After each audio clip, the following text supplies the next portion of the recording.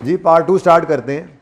अच्छा जी, capital and capital maintenance, ये सिर्फ ज़िंदगी में एक बार आपने रीड करना है घर जाके आज, लेकिन तब जब आपको मैं सारा समझा दूंगा।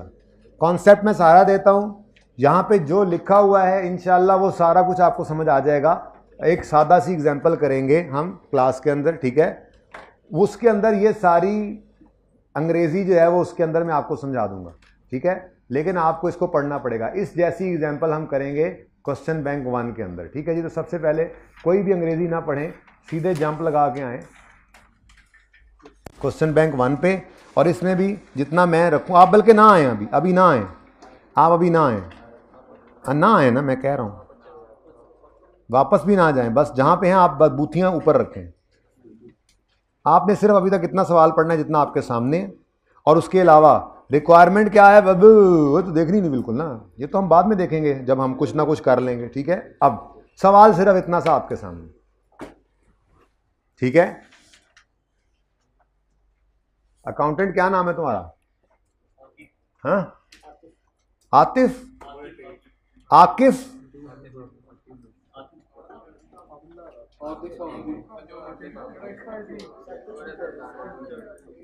यार किसी को बोलने का कहा मैंने, जिसको कहा है वो बोल रहा है। फजूल लोग जाते जाते मार खाना चाहते हैं। मैंने पिछली क्लास में ये डिसाइड कर लिया था कि आकिफ को ही ये सवाल में बनाना है। मुझे पता था सुबह अपनी क्लास में नहीं आया, इसने इधर बैठा होना है, ठीक है ना।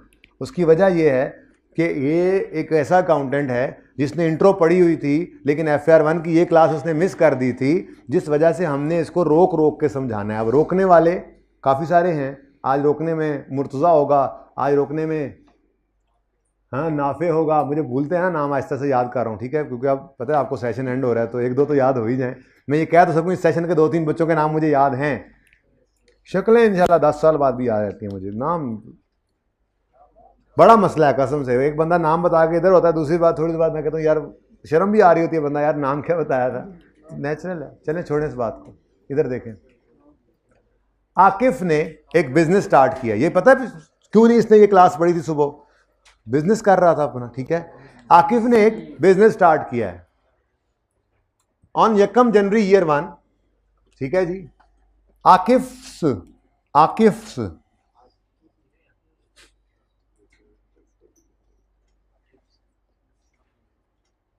सोल शेयर होल्डर यानी आकिफ खुद, आकिफ सोल शेयर होल्डर यानी आकिफ खुद कंट्रीब्यूट्स कैपिटल ऑफ पूरा 1000, ठीक है। 1000 रुपए से इसने बिजनेस स्टार्ट किया। भाई बिजनेस को कभी हल्का नहीं लेना, ठीक है, ओके। गरम आंडे नहीं, किसने कहा गरम आंडे? ये पेन इसने, तुम खड़े हो जाओ, मैंने तुमसे पूछा, खड़े हो जाओ, खड़े हो जाओ, पीछे चले जाओ, जल्दी करो, मुझे समझाने तो इंपॉर्टेंट कॉन्सेप्ट है, जल्दी करो, पीछे जाओ, इंपॉर्टेंट कॉन्सेप्ट है, रह जाना है, ऐसे समझ नहीं आना, बारीक सी बात है। कैमरे में शक्ल आई है इसकी? ओह नो, गरम अंडे नहीं बेच रहा, ये एक पेन है, ये 1000 रुपए का खरीदेगा और सरदनान जब मुझे ये 1400 रुपए का बेचने लगा, ओके, इंसान बनो। Aqif purchased 1 item of inventory for 1000 and sold that inventory for cash of 14। सवाल खत्म, अल जवाब सालेह जी। सबसे पहले आकिफ ने कहा फाइनेंशियल स्टेटमेंट्स बनाता हूं, क्योंकि इसने तो ये वाली क्लास ली नहीं थी, आपको पता है सुबह वाली, ठीक है, जिसमें ये कॉन्सेप्ट लाया गया था। तो आकिफ ने अपने मुताबिक जैसे आज तक उसने सीखा हुआ था बचपन से उसने, और जैसे आइंदा भी हम करते रहेंगे आज थोड़ी देर के बाद, ठीक है। इसने क्या करना है, इसने कहा जी मैं अपनी फाइनेंशियल स्टेटमेंट्स बनाता हूँ, जरा हिसाब किताब तो लगाएं। जरा ऊपर मैंने हेडिंग्स देनी है, आप बाद में तस्वीर खींच लेना, ठीक है। मैंने यहाँ पे 3 दफ़ा इनकम स्टेटमेंट बैलेंस शीट बनानी है, ठीक है। तो अगर किसी ने नोट इस तरह से करना ही है तो फिर ये ध्यान में रखो कि ज़रा वेट कर लो, तस्वीर खींच के घर कर लेना या लैंडस्केप में करो, जो भी वो मर्जी आपकी है, ठीक है, लेकिन देख लो तो बेहतर है, समझना ज़्यादा ज़रूरी है, ठीक है। अच्छा जी, स्टेटमेंट ऑफ कंप्रीहेंसिव इनकम। अच्छा मैंने वैसे पिछली क्लास में बच्चों ने मुझसे एंट्रीज करवा ही ली थी, मतलब कि कर ही दें, तो मैं आपको भी एंट्रीज, मतलब जो एंट्रीज हैं वो क्या होंगी। सबसे पहली एंट्री, आकिब घर से, भाई ये आवाज़ मिस हो रही है मुझे लग रहा है या हो रही है? ये आवाज़ आपको नहीं लग रहा आमिर भाई मिस हो रही है? भाई हाइब्रिड वालों आवाज़ मिस हो रही है तो हाथ खड़ा करो, देख लो भाई हो रही है मिस। किसी को भेज के उधर से, कोई बंदा नहीं है, कोई हिलजुल नहीं हो रही है, प्लीज़ इतना टाइम नहीं है मेरे पास। हाइब्रिड वालों आवाज़ ओके है तो हाथ खड़ा करो। ओके है, गुजारा चल रहा है, लेकिन किसी को जल्दी कर ले, बुला ले। मैं इसी तरफ हूँ, आप चले जाएं बेशक आमिर, मैं इसी तरफ हूँ। अच्छा जी, आकिफ 1000 रुपया बिजनेस में लेकर आया, कैश डेबिट, कैश ही कर लेते ना, बैंक क्या 1000 रुपये में अकाउंट खुलाए जाके, दराज है बस इसकी। कैश डेबिट, कैपिटल क्रेडिट 1000 रुपये से। लेकिन आकिफ आपको पता है अकाउंटेंट ने पढ़ा लिखा है, अभी परपेचुअल सिस्टम फॉलो कराएंगे इससे, और बस वैसे ही, मतलब ठीक है। उसके बाद इसने क्या किया जी, इसने जाकर एक पेन खरीद लिया, एंट्री करो, इन्वेंट्री डेबिट कर लो, अच्छी बात है, इन्वेंट्री डेबिट, कैश क्रेडिट। उसके बाद इसने सरदनान को ये वाला पेन बेच दिया 1400 रुपये का, कैश डेबिट सेल्स क्रेडिट। लेकिन आपको पता है अब इन्वेंट्री को भी किताबों से निकालना है, तो अगली एंट्री इसने की, पढ़ा लिखा पता है आपको, इतना तो पढ़ा लिखा था, सिर्फ आज की छुट्टी की है इसने, ठीक है। आगे बैठ जाओ वापस, मुझे याद नहीं रहा कि तुम खड़े हो, sorry. Cost of sales debit और इन्वेंट्री क्रेडिट, जार से जी, लें जी जार से। अच्छा अच्छा, ये वैसी एंट्रीज की हैं, इनकी कोई जरूरत तो कोई नहीं थी। ये जबानी भी हो सकता था, मत बोलें यार, ये जबानी भी हो सकता था, ठीक है। अच्छा जी, स्टेटमेंट ऑफ कंप्रीहेंसिव इनकम बनाने लगा हूं मैं। सेल्स बताइएगा 1400, 1400 सेल्स।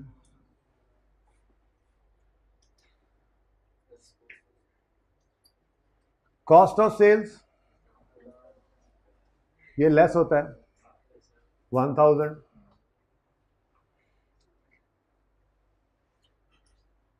ग्रॉस प्रॉफिट कितना आ रहा है?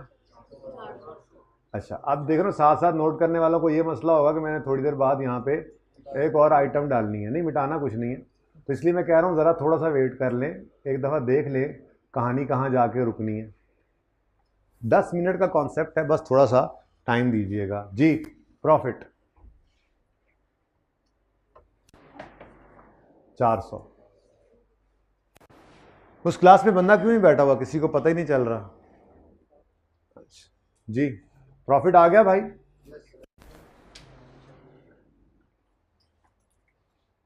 अब बैलेंस शीट बना लेते हैं, आकिफ भाई खुद बना रहे हैं, ठीक है। स्टेटमेंट ऑफ फाइनेंशियल पोजीशन, इसमें आपको पता है इक्विटी एंड लायबिलिटीज और फिर एसेट साइड, बिल्कुल उस तरह से। यार अहमद ये सोने का टाइम नहीं है, जा खड़ा हो जा पीछे, जा जगह दे दो इसको। देखो कुछ बच्चे वॉलंटरली भी, ये कुर्बानियां होती हैं, ये अल्लाह को पसंद आती हैं। और कुछ लोग ऐसे होते हैं जो बोल बोल के सारी क्लास का माहौल ख़राब कर रहे होते हैं जी। स्टेटमेंट ऑफ, देखा अब ये भी वही है, स्टेटमेंट ऑफ फाइनेंशियल पोजीशन में कैपिटल एंड लायबिलिटी साइड होती है।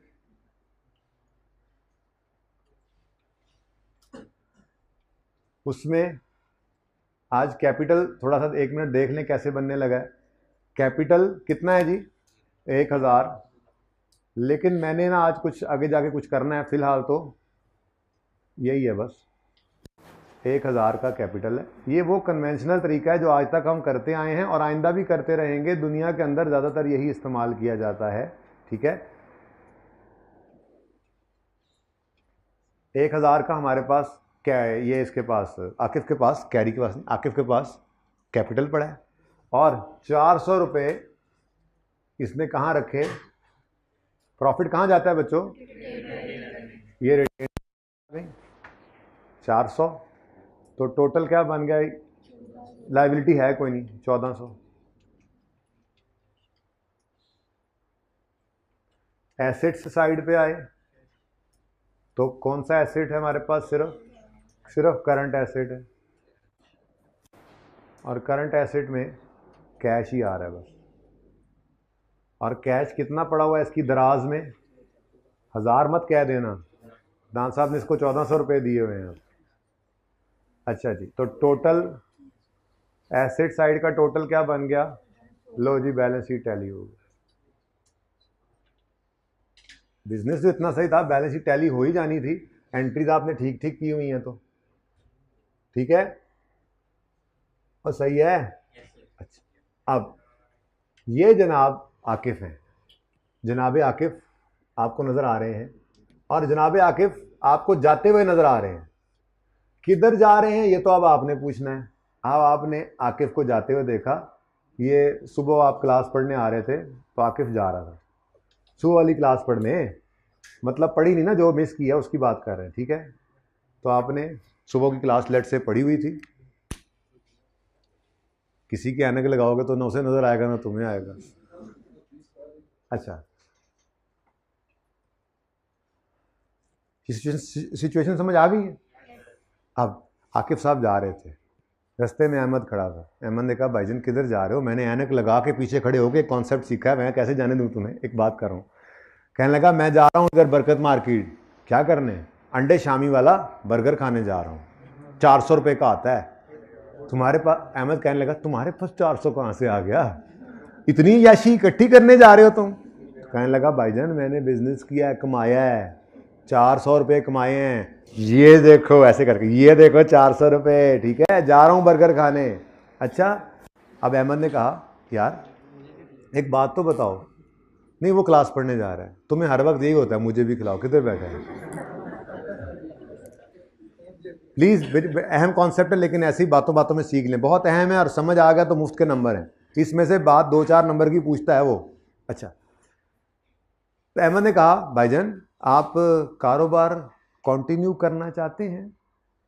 तो आकिफ ने कहा बिल्कुल बिल्कुल, देखो कैसे माशाल्लाह आज मैं बर्गर वाली याशी करने जा रहा हूँ, बिजनेस किया तो ये याशी करने जा रहा हूँ ना। अम्मा बाबा, आवाज़ फिर मिस हो रही है, ठीक है। तो अब ये कह रहा है मैंने कारोबार को कंटिन्यू करना है। तो अहमद कहने लगा आपको पता है ऐलान हुआ था कि महंगाई की शरह अगले साल 7% रहेगी, यानी आपको अगले साल ये 1000 रुपया इस लेवल पे बिजनेस नहीं करा सकेगा। आपको चाहिए कि आप 70 रुपये इसमें से अलग करें, क्योंकि general inflation during year was 7%, कि 7% जनरल इन्फ्लेशन रेट है, यानी महंगाई 7% के हिसाब से होनी है। यानी अगले साल अगर आप इसी लेवल पे ऑपरेट करना चाहते हैं तो भाईजान आप 1000 रुपया ना दराज में रखें, बल्कि 70 रुपये और भी रखें, यानी कि इस 400 में से आप 70 निकालें और दराज में वापस जाकर रख के आएँ। आप बीच में से अंडा माइनस कर दें, सिर्फ शामी वाला बर्गर खा लें, ठीक है। समझ आ गई इसको बात? ये वापस गया, रास्ते से वापस मुड़ गया। अब अहमद क्लास में आ गया, ठीक है, अहमद आ जाओ, नींद खत्म हो गई होती इतनी देर में, ठीक है। अब ये वापस आया, अब आके इसने कहा यार 70 रुपये तो इसने अलग करके रख दिए, लेकिन कहने लगा अब अहमद भी जाके कहता हूँ कि मुझे ज़रा अकाउंटिंग भी कर दे इसकी, क्योंकि अब मुझे तो नहीं पता, मैंने तो क्लास नहीं पढ़ी हुई थी। तो फिर इसको हम स्टेटमेंट ऑफ कम्प्रीहेंसिव इनकम बना के देने लगे। और सेल्स कितनी है? सेल्स तो अभी भी 1400 की ही है, ठीक है। कॉस्ट ऑफ सेल भी कोई नहीं बदली हुई।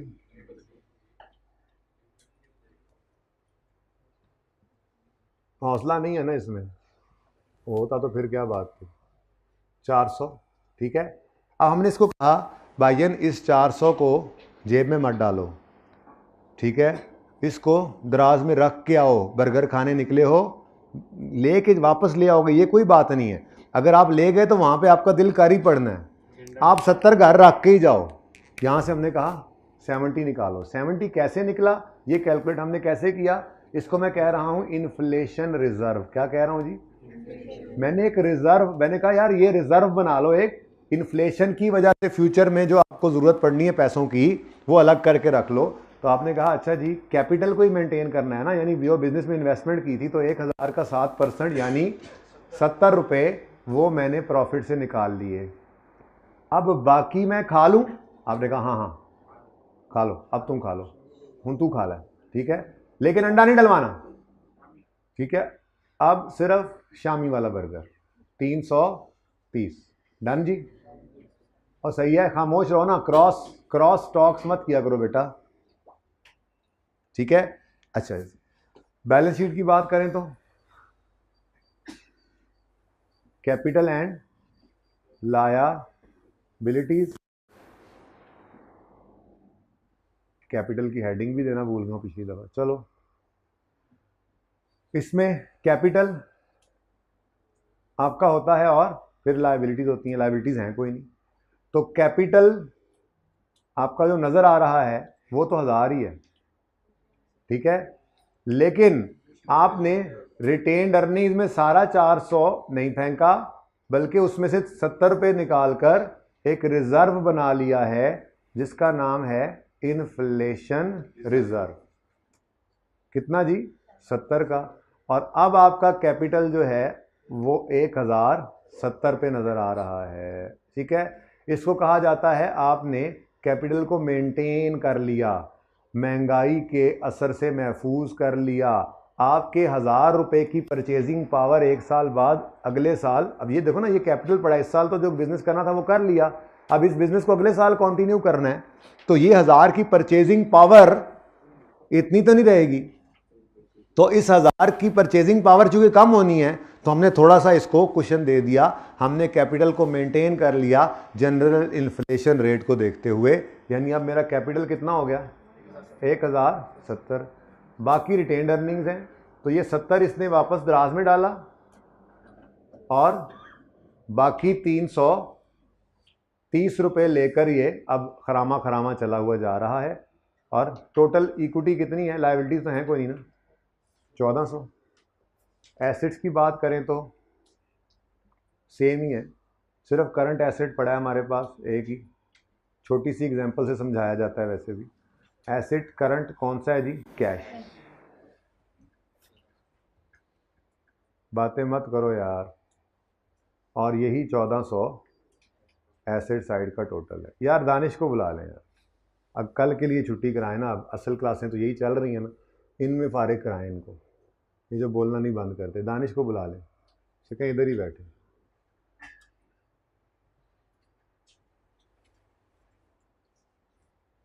ठीक है जी। अब ये रिटेन्ड अर्निंग्स हैं, अब ये यूज़ करे बेशक।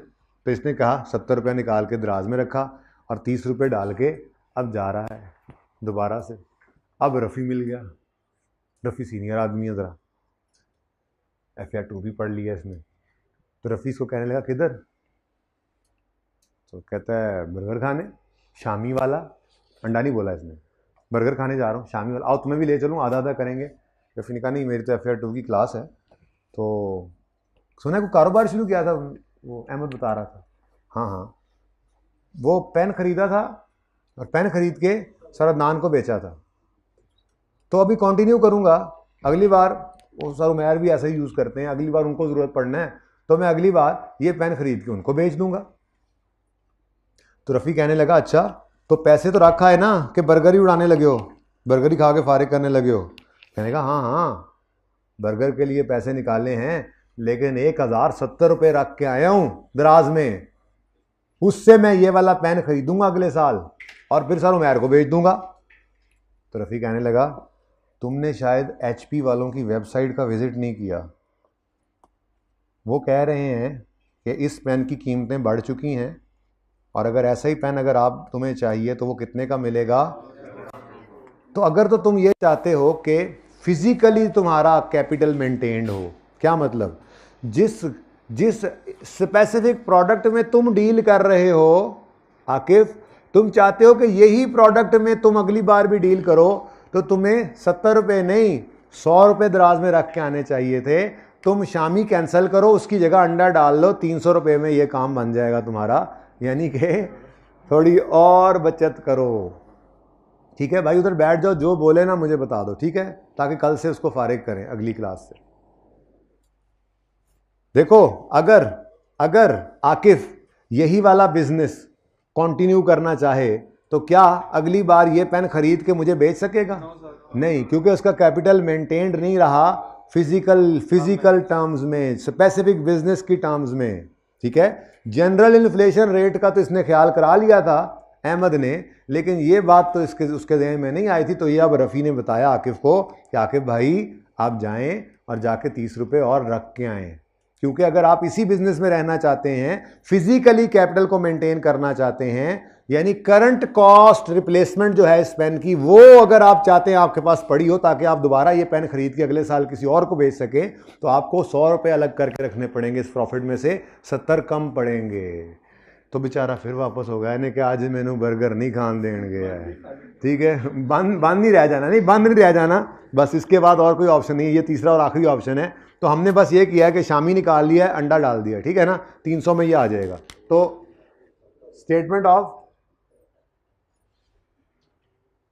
कंप्रीहेंसिव इनकम में सेल्स और कॉस्ट ऑफ सेल्स, ये तो बेटा सेम ही है भाई, बातें ना करें ना।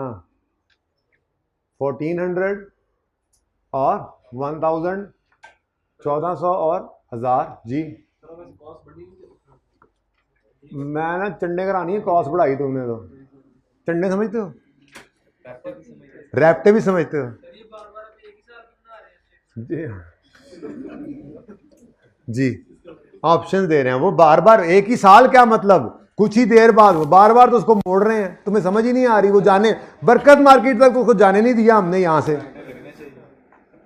ऐसे कैसे तुमने कह दिया अगले साल, हिलने नहीं दे रहे उसको यहां से, ये कॉलेज यहां से गुजर के जा ही नहीं सक रहा आगे, तुम कह रहे हो साल बदल गया जी। अंडा ठंडा होता रहे। 400। उसके बाद इसको भी आप इन्फ्लेशन रिजर्व लिख सकते हैं। इन्फ्लेशन छोड़ दो उसकी जान यार, एक दूसरे को, इसको भी आप इन्फ्लेशन रिजर्व लिख सकते हैं। इसके साथ जनरल लिख दें, इसके साथ स्पेसिफिक लिख दें, लेकिन मैं वो लफ्ज इस्तेमाल कर रहा हूं जो आईके अपने किताब में लिखा हुआ है। गलत वो भी नहीं है, लेकिन यहां पे आप लिख लो current cost reserve. Current cost के ऊपर अगर आप अपनी इन्वेंट्री को मेंटेन रखना चाहते हैं, करंट कॉस्ट का मतलब क्या होता है कि अभी ये पेन इस वक्त रिप्लेसमेंट कॉस्ट, इस जैसा पेन अभी मुझे कितने का मिलेगा, 1100, ये करंट कॉस्ट है ना। करंट कॉस्ट फेयर वैल्यू कह लें, ठीक है। तो करंट कॉस्ट रिजर्व क्रिएट कर लो जी। कितना जी? वो जी करंट कॉस्ट इस वक्त 1100 हुई पड़ी है, जो हम पहले 1000 रुपए का पेन लिया करते थे। मतलब हमें मजीद कितने चाहिए करंट कॉस्ट पर मेंटेन रखने के लिए? कैपिटल 100 रुपए। तो यहां पे आपने करंट कॉस्ट से फेयर वैल्यू रखनी है, और जो पुरानी वाली आपके कैपिटल की ओरिजिनल अमाउंट थी उसको डिफरेंस लेकर आपने निकाल लेनी है अमाउंट, जो अमाउंट आपको चाहिए करंट कॉस्ट पर खुद को मेंटेन रखने के लिए, ठीक है। वो कितनी है? तो अब बेचारे ने 100 का नोट अलग किया, दराज में फेंका ऐसे करके, 1000 का नोट पहले पड़ा था, ऊपर 100 का नोट फेंका, 70 टूटे हुए उठाए, जेब में डाले, अब चल पड़े। और अब रास्ता बदल के चला है। नहीं कि इन्होंने मैनू आज जान नहीं देना, कुछ और ना मसला हो जाए।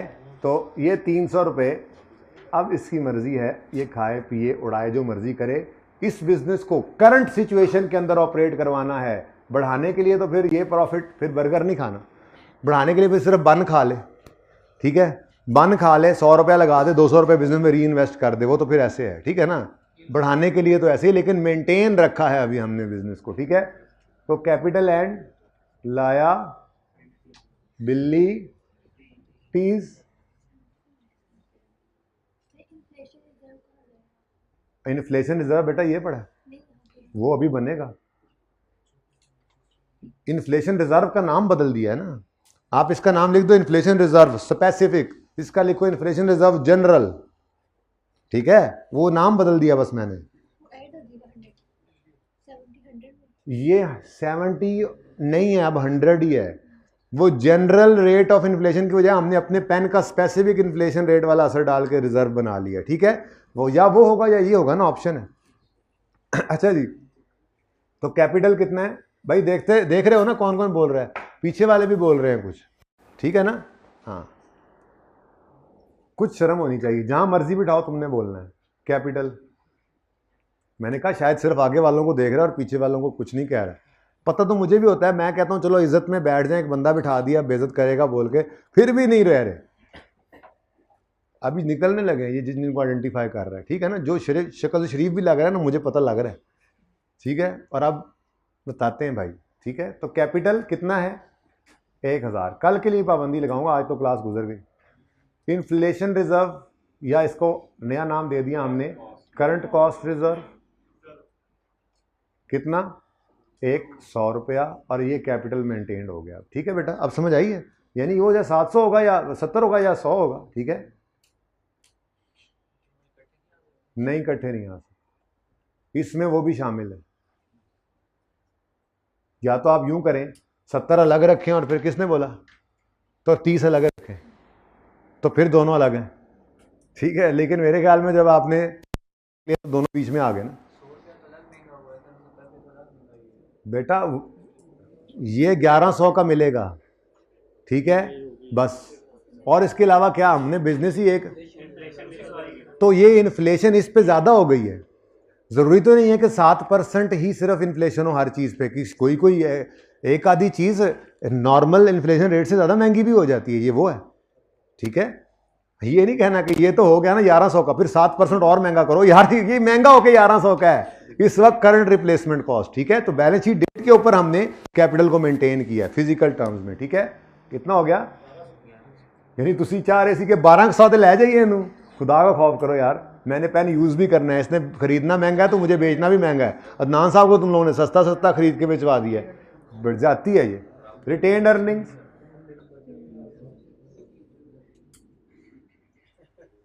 कितना जी, देखो जी, आज मैंने आपको 3 सवाल करवा दिए फाइनल अकाउंट्स के। Income balance sheet, income statement balance sheet 3 सवाल 3 दफ़ा बना ली हमने, देखो कितना तेज़ काम कर रहे हैं आजकल। और आप लोग भी कहते हो कि सर आखिरी क्लासों में देखें कितनी स्पीड कर दिया आपने, एक दिन में 3 बैलेंस शीट इनकम स्टेटमेंट बनाई हमने, और वो भी आधे घंटे में भी से भी कम में। बहुत ज्यादा कर रहे हैं यार, सर समझ तो आती कुछ नहीं, इतनी स्पीडें आजकल आसमान से सर लगी हुई हैं स्पीडें। सर हम तो तंग आ गए हैं, बस भी करें अब, मुझे पता है आप लोग तंग आ गए हैं, पर बस तभी करेंगे जब मेरी तसल्ली हो जाएगी। 1400 और टोटल 1400, ठीक है जी। अब बस इनको नाम देते हैं क्योंकि काम तो आपने कर लिया।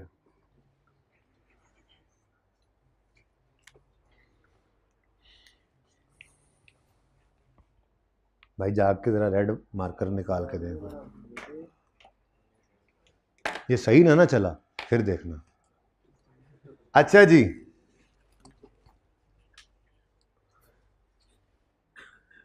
दो तरह के ये मेथड्स हैं बेसिकली।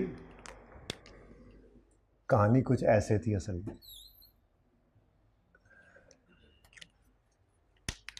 इसको कहते हैं financial capital maintenance, financial capital maintenance, और इसको कहते हैं physical capital maintenance, physical capital maintenance, ठीक है जी। इसके ऊपर क्या है, इधर लिखा हुआ है कैपिटल मेंटेनेंस, एक ये और दूसरा ये, ठीक है ना। अब वो मेरे पास लिखने की जगह नहीं है, ओके। कैपिटल मेंटेनेंस दो तरह की है, कैपिटल मेंटेनेंस में एक फाइनेंशियल कैपिटल मेंटेनेंस, दूसरा physical capital maintenance. Financial capital maintenance में फिर दो चीजें हैं, एक में हमने कैपिटल को सिर्फ मनी की फॉर्म में ही मेंटेन किया, यानी 100 रुपया 100 रुपया, हालांकि कल का 100 रुपया आज का 100 रुपया बराबर तो नहीं है ना, 1000 रुपया 1000 ही पड़ा है, ठीक है। तो इसको कहते हैं मनी टर्म्स के अंदर आपने कैपिटल को मेंटेन रखा, यानी जो 1000 वो लाया था, हिस्टोरिकल कॉस्ट इसको कहते हैं, हिस्टोरिकल कॉस्ट भी कहते हैं, ठीक है ना, इसी को कहते हैं। अच्छा, वो जो वहां पे लिखा होता आप पूछ रहे थे, ठीक है ना। अच्छा खैर, जो लाया था 1000 वही वाला मेंटेन रखा है, यानी कि 1000 रुपया पड़ा है, उस 1000 के अंदर वो ताकत नहीं है हालांकि आज, लेकिन हमने वो 1000 मेंटेन रखा, ठीक है। तो इसको कहते हैं फाइनेंशियल कैपिटल मेंटेनेंस, कौन सी, मनी टर्म्स। मैं ये वाला लिख देता हूं, बाकी दूसरे नाम आप फिर लिख लेना, मनी टर्म्स, ठीक है जी। और ये कहते हैं रियल टर्म्स, कि यार 1000 रखा है हमने, यानी कि कल के 1000, जैसे कल का 1000 ताकतवर था, आज का 1070 उसके बराबर ताकतवर है ना, तो हमने रियल टर्म्स के अंदर समझो 1000 को मेंटेन किया, ठीक है। जबकि यहां पर तो हमने अपने बिजनेस के स्पेसिफिक प्रोडक्ट के हिसाब से खुद को मेंटेन रखा है कि हम परचेजिंग पावर भी हमारी यही रहे, यानी हम इसी एसेट को खरीदने के काबिल रहे, हमने इस तरह से कैपिटल को मेंटेन रखा, ठीक है। तो ये 3 तरह की कैपिटल मेंटेनेंस है, एक financial capital maintenance money terms वाला, दूसरा financial capital maintenance real terms वाला, तीसरा फिजिकल कैपिटल मेंटेनेंस, ठीक है, ओके। इसको कंसिस्टेंट परचेजिंग पावर का नाम भी दिया जाता है, इसको हिस्टोरिकल भी नाम दिया जाता है, ठीक है ना, इस तरह के नाम हैं, वो अब देख लीजिएगा, कॉन्सेप्ट आपको समझ आ गया है। अब अगली बात सुनो, ऐसे आपको मेरा नहीं ख्याल कोई करता नजर आएगा, ठीक है, यही काम किया जाता है, इसीलिए आप आज तक यही देखते आए, जितना प्रॉफिट आया सारा अलग कर दिया, लेकिन ये कॉन्सेप्ट है, ये आना चाहिए ये 2-4 नंबर के लिए, बाकी प्रैक्टिकली ये इस्तेमाल नहीं होता, सारी दुनिया तकरीबन इसी को इस्तेमाल करती है, ये हैं ज़रूर मौजूद लेकिन इस्तेमाल इसको करते हैं क्योंकि जितने भी इन्वेस्टर होते हैं उनकी नज़र वैसे ही इधर होती है। अच्छा, फिर बिजनेस ग्रो करे, सस्टेन करे, उसके लिए फिर हल ये निकाला जाता है कि सारी रिटेन्ड अर्निंग्स नहीं निकाली जाती, इनको रिटेन्ड भी रखा जाता है। अल्टीमेटली थोड़े थोड़े पैसे निकाले जा रहे होते हैं, बाकी पैसे यहाँ पर रिटेन्ड रखे जाते हैं, रिटेन्ड अर्निंग नज़र आ रही होती है ना। ये कौन सा 400 लेकर बर्गर खाने निकल पड़े हैं आकिफ की तरह से, ये 400 में से कोई 100 रुपये निकालेंगे, बाकी 300 यहीं पड़ा रहने देंगे, नाम रिटेन्ड अर्निंग्स होगा, ठीक है, कि जब मर्जी ले लें, ठीक है ना। लेकिन बिजनेस के अंदर रिटेन्ड अर्निंग्स क्यों पड़ी होती हैं? इन्हीं चीज़ों के लिए पड़ी होती हैं कि महंगाई हो, आगे हो, हम चलते रहें, बढ़ते रहें, ग्रो करें, तो ठीक है ना। तो ये जो मनी टर्म्स यानी हिस्टोरिकल भी जिसको कहा जाता है, ठीक है, हिस्टोरिकल कॉस्ट मेथड,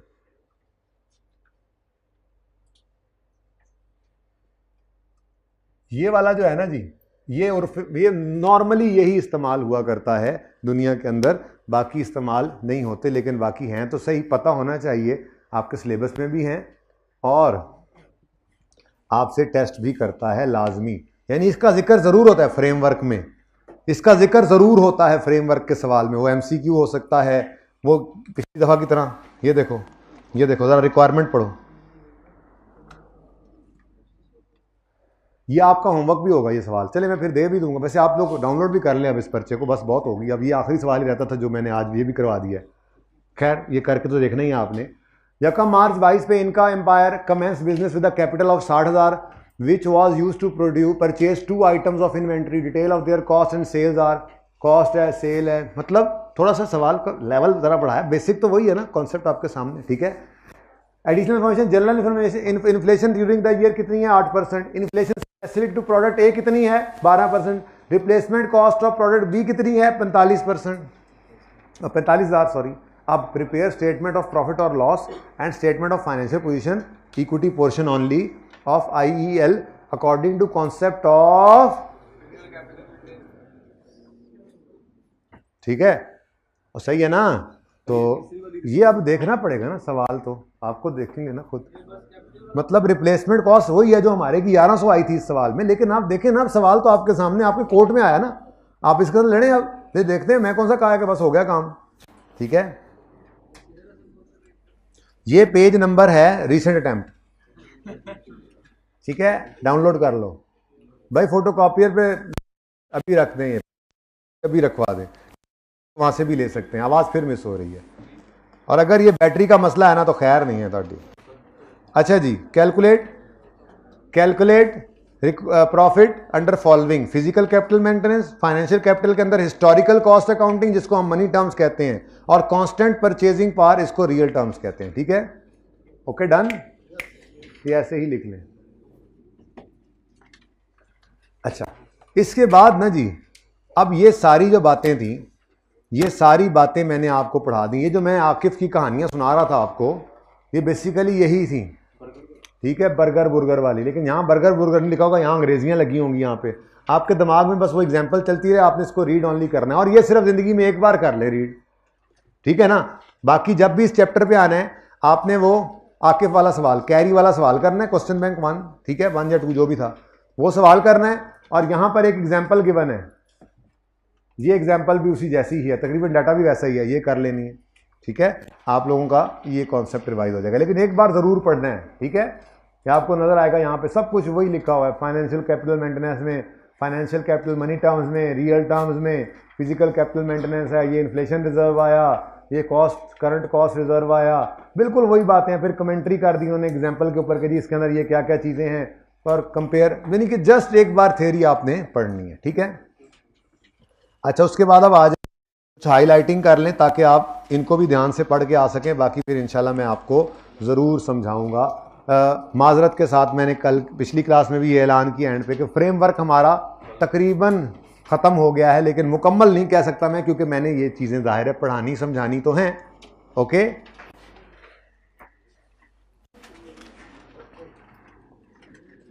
कल मैं टेबल शेबल बना लाऊंगा आपके लिए, तो वो आप तस्वीर खींचना और ये समझा दूंगा मैं आपको, ठीक है। फिलहाल तो ये तस्वीर यहाँ से हाईलाइट करना शुरू करें। बेसिकली मेजरमेंट ऑफ एसेट और liability, measurement of asset and liability, मतलब एसेट्स की बात ही कर लें। एसेट को बैलेंस शीट में किस पे रखना है, हमने कहा जी एक मेथड होता है हिस्टोरिकल कॉस्ट, वही जो हम करते आ रहे हैं, यानी कि एसेट जब खरीदा था या लायबिलिटी जब इनकर हुई थी तो उसी पे वैल्यू पर पड़े होते हैं। अभी तक 10 साल पहले एसेट खरीदा था, आज भी उसी कॉस्ट पे आ रहा है, बस उसमें से डेप्शन माइनस कर दी, तो ये क्या कहलाएगी, हिस्टोरिकल कॉस्ट। और अगर उसको रीवैल्यू कर लें तो वो फेयर वैल्यू पे चला जाता है। तो बेसिस में डिफरेंट बेसिस हैं, ठीक है। तो हिस्टोरिकल कॉस्ट क्या है, ये इतनी सी बात सिर्फ हाईलाइट करें, इसको काट दीजिएगा, सिर्फ इतनी सी बात हाईलाइट करें। लेकिन ये प्लीज़ हाईलाइट सिर्फ टाइम बचाने के लिए करवा रहा हूँ कि कल ये टाइम ना लगे। वैसे मेरा प्लान नहीं था, मैंने सिर्फ ये कहना था कि ये लफ्ज़ ब लफ्ज़ पढ़ के आएँ ताकि मैं आपको समझाऊँ, फिर मैंने ये बीच में चीज़ें हाईलाइट करवानी है। लेकिन ये चीज़ें हाईलाइट हुई सिर्फ तब समझ आती हैं जब आपने ये तफसील से बात पढ़ी हो, कॉन्सेप्ट तो सारा वो पढ़ा है। तो आज ज़रा 2 मिनट है, मैंने कहा ज़रा ये इस्तेमाल कर लें, ठीक है। हिस्टोरिकल कॉस्ट में आपने ये लाइन हाईलाइट करनी है, पढ़ना है। अब मैं पढ़ा नहीं रहा, मैं समझाऊंगा इंशाल्लाह एक एक चीज़, कोई मसला नहीं है, कहीं जा थोड़ी रहे हो आप लोग, ठीक है। हाँ, लेकिन ये हाईलाइट कर लो कल ताकि टाइम बच जाए। ये क्या होता है जी, प्राइस ऑफ ट्रांजैक्शन और other event that gave rise to them, पुरानी बात, ठीक है। अब इसमें एसेट के केस में कह रहा है consideration paid plus transaction cost, liability case में कह रहा है consideration received less transaction cost. पता नहीं ये क्यों कह रहा है, पढ़ना कोशिश करना, मैंने हाईलाइट कर दिया, समझाऊंगा, जाहिर है हाईलाइट करके तो और फंस गया हूँ।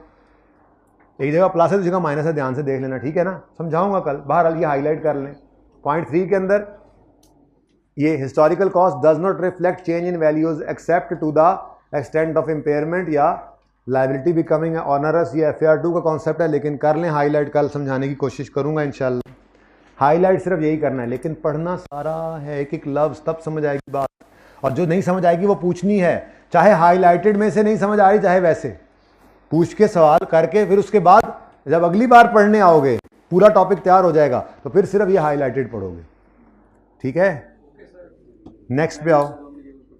2 मिनट अब ऊपर से अभी तक उन्होंने नहीं की तो फिर अच्छा जी, नेक्स्ट पेज के ऊपर हाईलाइट करें। करंट वैल्यू आ रहा है, करंट वैल्यू के अंदर सिर्फ इतनी सी लाइन हाईलाइट करें, इंफॉर्मेशन अपडेटेड से लेकर दूसरी लाइन में मेजरमेंट डेट तक, बस पढ़ना सारा है। लेकिन उसके अंदर आप देखोगे हाँ भाई मतलब की बात इतनी सी थी, ठीक है। लेकिन पूरी बात पढ़ेंगे तो इसकी समझ आएगी। बहरहाल मैं समझाऊंगा भी कल इंशाल्लाह, और मैं टेबल बना लाऊंगा आपके लिए, जिस तरह से ट्री बनाया नहीं होता मैंने, वो अभी वो क्वालिटीज़ वाला ट्री, ऐसी ट्री बना लाऊंगा, इसके लिए बना लाऊंगा। कल कैपिटल मेंटेनेंस के लिए भी बना लाऊंगा कि उसके अंदर क्या क्या रूल्स होते हैं, ठीक है ना। या बना लाऊंगा या क्लास में बना दूंगा पिछली में, तो आपको तो फिर भी मिल ही जाएगा। ओके, बना लाऊंगा वैसे इंशाल्लाह, मुझे याद करवाना है ये भाई, ये भी। अच्छा, ये fair value price that would be receive to sell asset और पेड और ट्रांसफर अ लायबिलिटी, बस इतनी सी बात हाईलाइट करें, ठीक है। अंडरलाइन भी कर सकते हैं जिनके पास हाईलाइटर नहीं है, बैठे ना मुंह उठा के, हाईलाइटर तो है ही नहीं, मतलब अंडरलाइन कर लें। पॉइंट 4 में आए, जंप लगाएं। Fair value is not increase और डिक्रीज बाय ट्रांजैक्शन कॉस्ट, और fair value does not reflect transaction cost that would B incurred in ultimate. ये 2 लाइनें अंडरलाइन करें। कहीं ना कहीं आपने ये बातें की हुई होती हैं प्रैक्टिकली, बस वो पढ़ना है, ठीक है। फेयर वैल्यू के अंदर से कॉस्ट टू सेल माइनस नहीं करते थे आप, हाँ वो तो लेते ही, वहाँ पे वैल्यू इन यूज़ के अंदर डिफरेंट चीज़ था ना। बहरहाल समझाऊंगा इंशाल्लाह। नेक्स्ट, प्रेजेंट वैल्यू क्या होती है, ये वैल्यू इन यूज़ क्या होती है, present value of cash flows, पता ही है आपको, पढ़ना सारा है लेकिन हाईलाइट सिर्फ इतना सा कर लें। पॉइंट 3 में value in use and fulfilment do not include transaction cost, ये दूसरी लाइन ये है, जल्दी जल्दी जल्दी। पॉइंट 3 के अंदर ये 2 लाइनें हाईलाइट करें, जल्दी करें। हाँ भाई तुम क्यों नहीं कर रहे रफ़ी, पहले ही हाईलाइट किया हुआ है, किताब नहीं ली तुमने, ये पुराने वाले नहीं है हाईलाइट हुए हुए, ये इस बार नए करवा रहा हूँ। हाँ जी, मैंने कहा बता दूँ, अब तो जो होना था हो गया, बाद में फिर कर लेना आके मेरे पास। पॉइंट 4, ये मैंने किताब नहीं डाली है तो क्या पुरानी वाली लाइनें लगी, किताब ही सारी चेंज होगी यहाँ पे तो जी। पॉइंट 4, ये 3 लाइनें समझाऊंगा कल, करंट कॉस्ट, लेकिन आपने पढ़ के आना है, पर मैंने यार 2-3 मिनट मुझे नज़र आ रहे थे, मैंने कहा चलो यूज़ कर रहे। करंट कॉस्ट में पॉइंट 1 में ये सारा येलो जहाँ जहाँ हुआ है, आसान बात होती है ना बाद में पढ़ने के लिए, सिर्फ इतना सही हाईलाइटेड होगा बेटा, वो मैंने बताया, अभी ग्रीन पे गया हूं मैं जी, हो गया। उसके बाद बड़ी अहम बात यहां पे लिखी हुई है, ये 4 मेथड्स हैं बेसिकली, ब्रॉड कैटेगरी तो 2 है, एक हिस्टोरिकल है, दूसरा करंट है। Historical current, historical current, current में आगे फिर 3 है, fair value, value in use और करंट कॉस्ट। तो बेसिकली ये 4 बन गए ना, एक हिस्टोरिकल, दूसरा फेयर वैल्यू, तीसरा वैल्यू इन यूज, चौथा करंट कॉस्ट। इनमें से 2 का नाम एंट्री वैल्यू कहा जाता है 2 को, और 2 को एग्जिट वैल्यू कहा जाता है। ये ध्यान से पढ़ना किसके बारे में क्या कहा जाता है, एमसीक्यू एक आध दफा इसमें से बना भी हुआ है, इस सिर्फ इतनी सी बात से। ओके, तो ये तो आज हमने एक बार पढ़ लेना अच्छे तरीके से, ठीक है। ये रीड ऑनली है, ये रीड ऑनली है, ठीक है, रीड ऑनली है, इंपॉर्टेंट है नो डाउट, रीड ऑनली है, इंपॉर्टेंट है नो डाउट, लेकिन रीड ऑनली है, ठीक है। 1 वाला, स्टार वाला नहीं है, इसमें फेयर वैल्यू भी आ जाती है, इसमें वैल्यू इन यूज भी आ जाती है, इसमें करंट कॉस्ट भी आ जाती है। अब ये जब पढ़ लेंगे ना तो आप ये टेबल पढ़ेंगे तो कहेंगे अच्छा सारा कुछ तो टेबल में समरी दी हुई थी, लेकिन वो पढ़ने के बाद ही समरी की समझ आती है, ठीक है। तो इसके साथ मैंने स्टार भी लगा दिया, यानी जब भी आएंगे तो इसको 2 बार पढ़ेंगे, ठीक है जी। ये एग्जाम्पल बड़ी इंपॉर्टेंट है, मैं एक मशवरा दूं ना अगर आपको, तो मैं ये कहूंगा कि आप पहले इस एग्जाम्पल को सॉल्व कर लीजिएगा, उसके बाद ये थ्योरी पढ़ना शुरू कीजिएगा, आधे मसले तो वैसे ही आपके हल हो जाएंगे। एक मशवरा है, मैं भी कल जब पढ़ाऊंगा ना पहले मैं ये एग्जाम्पल करवाऊंगा, ठीक है। तो इस एग्जाम्पल को आप पहले करें, इस एग्जाम्पल में आपको वो तीनों जो मसला आता है ना, जहाँ पे करंट कॉस्ट क्या है, फेयर वैल्यू क्या है, वैल्यू यूज क्या है, यहाँ से समझ आ जाएगी, फिर पढ़ते जाओगे इंशाल्लाह समझ आती जाएगी, जो कमियां बेशियां होंगी मैं कल पूरी करूंगा। तो पहले एग्जाम्पल 5 करके फिर आप लोगों ने ये सारी थ्योरी पढ़नी है, ओके, और डन। हाँ बहुत अच्छी एग्जाम्पल है। उसके बाद ये 4.2 पढ़ा है, पढ़ लेना, इसको भी पढ़ने में क्या हर्ज है, ठीक है। अगला काम भी आपने, यानी कि पढ़ाई का काम बहुत है आपका, ठीक है। बाकी 3 बजे आज होगी मुलाकात, in case of any change of time etcetera आपको मैं मैसेज कर दूंगा ग्रुप्स के अंदर। वैसे 3 बजे ही टेंटेटिव टाइम है इसी क्लास के अंदर। सर अदनान की क्लास चल रही हो तो आपने देख लेना है, वो कोई 5-7 मिनट में ऊपर नीचे हो जाएगी, है तो नहीं ना क्लास आज, ठीक है जी। अल्लाह हाफ़िज़।